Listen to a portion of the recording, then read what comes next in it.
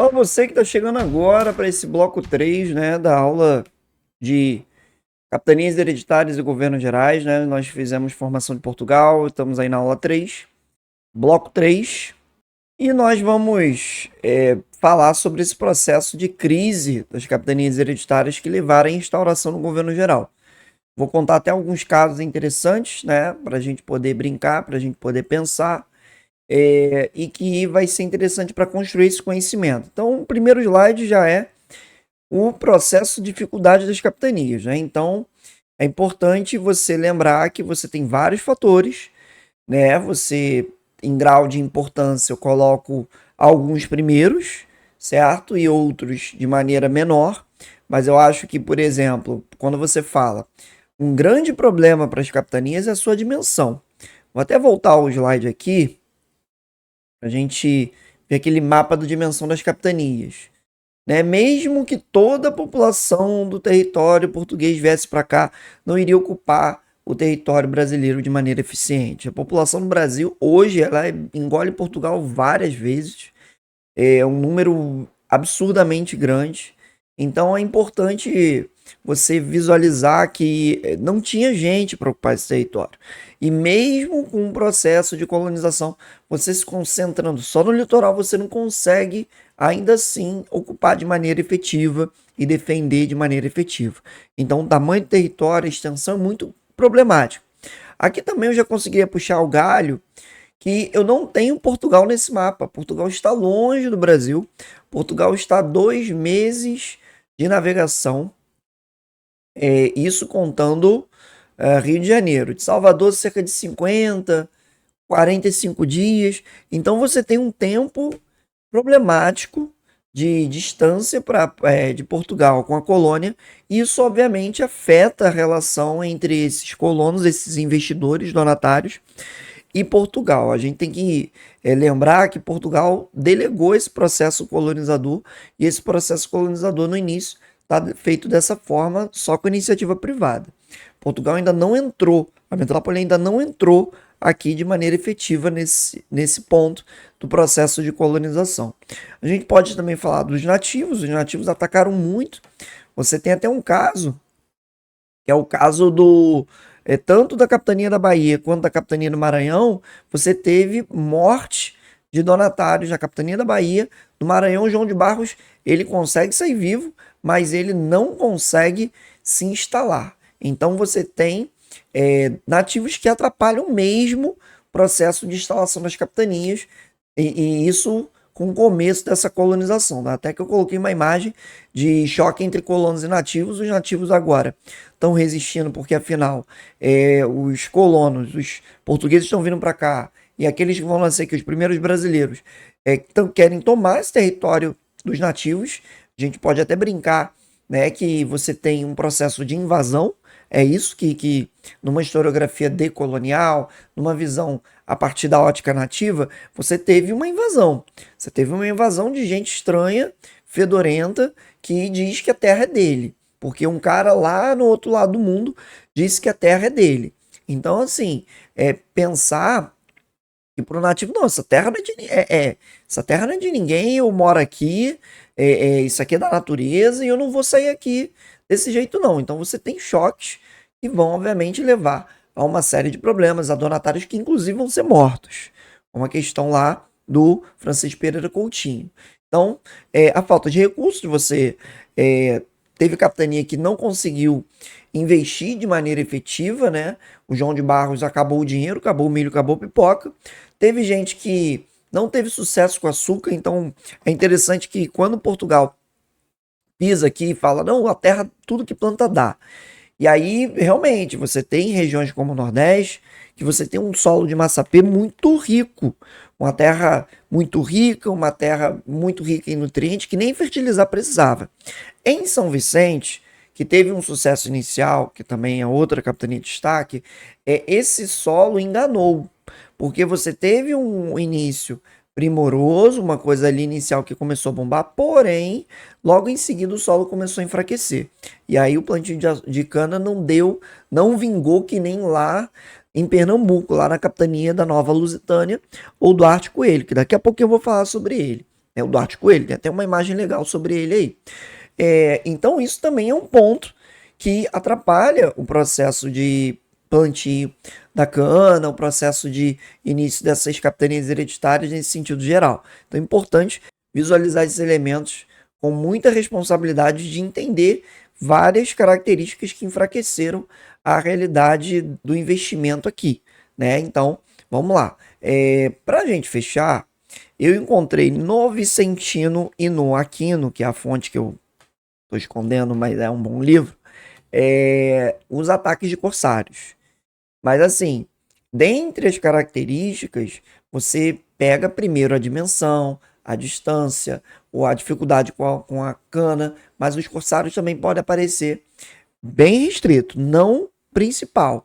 É algo mais limitado, beleza? E aí tem essa imagem dos nativos atacando os colonos, o choque, beleza. Aí vamos lá, vamos destacar 3 situações que aparecem nos livros de edital. Capitania de Porto Seguro é uma história até engraçada. Por quê? Porque você tem um cara, que é o Pero de Campos Tourinho, que começou a ter sucesso, o terreno na Bahia era bom, tanto é que o açúcar na Bahia ele vai ser um produto forte. Mas o que aconteceu com o Pero Campos de Tourinho? Pero Campos de Tourinho foi denunciado à Inquisição. Eu estava discutindo com a minha esposa, que também é professora de história, se isso não foi uma forma de Portugal tirar alguém dali, daquela região de Porto Seguro, alguém interessante para transformar aquela capitania em capitania real. Por quê? Porque ele foi denunciado, vamos lá, ele estava tendo sucesso, e aí ele foi denunciado para a Inquisição por desrespeitar os reis santos e blasfemar. E aí ele foi convocado, foi enviado para Portugal e nunca mais pôde pisar aqui no Brasil. Então, devido a esse processo, Portugal foi lá e transformou a capitania de Porto Seguro em capitania real de Porto Seguro. E aí o Pero de Campos Tourinho nunca mais pôde pisar aqui. Eu fico questionando, caramba, será que eles arrumaram um esquema, um jeito de tirar o cara? É estranha essa história. Mas aí fica a ideia da Inquisição e como já no início da colonização a perspectiva religiosa pesa, né? Pesava muito. Então, muito interessante a gente pensar a Inquisição afetando a realidade de um donatário. Teve o caso da Bahia e do Maranhão, que eles foram derrotados pelos nativos. Inclusive da Bahia, é triste, mas o da Bahia, o Francisco Pereira Coutinho, ele foi morto, né? Pelos tupinambás, isso é muito sério. E aí eu tava dando uma lida e vi que o Francisco Pereira, a família do Francisco, foi indenizado por Portugal. Portugal ficou numa situação na saia justa, caramba, o cara foi morto. Aí o Francisco foi indenizado. Então, é bem legal pensar que Portugal foi lá, pegou a capitania real, indenizou, caramba, donatário, pô, foi morto pelos tupinambás, que triste, e tudo mais.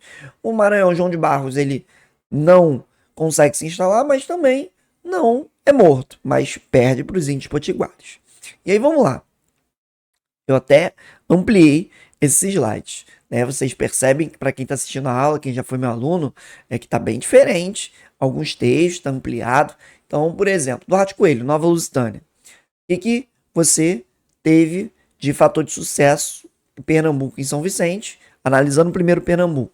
O que ajudou? Ajudou o Duarte Coelho ter derrotado os Tabajaras com dinheiro do sucesso financeiro do açúcar. Então ajudou muito o Duarte Coelho a vencer esses nativos naquela região. Então é legal você visualizar que ele consegue um sucesso militar e aí você tem uma cana que roda muito bem em Pernambuco e com isso você vai vender esse produto e vai enriquecer. A Nova Lusitânia vai ser um sucesso, vai ser um modelo de sucesso. Ele vai fundar vilas como Igaraçu e Olinda, o que vai ampliar a população na região. Eu posso dizer, com certeza, que até a primeira metade do 17 vai ser a principal região da colônia, a região de Pernambuco. Então, é importante você observar que Pernambuco vai ser potência açucareira. Quando eu falo primeira metade do século XVII, é que depois da presença holandesa, eu vou ter uma decadência açucareira. Mas mesmo assim, a região Nordeste ainda vai ser muito forte. O que sacramenta?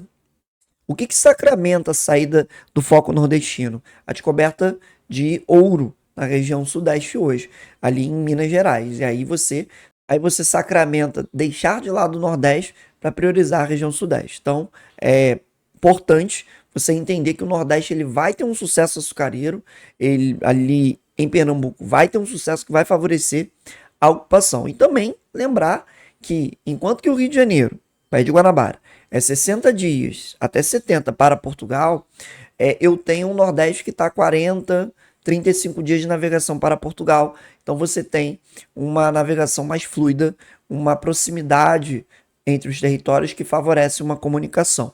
Então você consegue ter uma conexão com a metrópole, ter um comércio mais ativo com a metrópole, e isso, obviamente, favorece a acumulação de capital para o sucesso da capitania.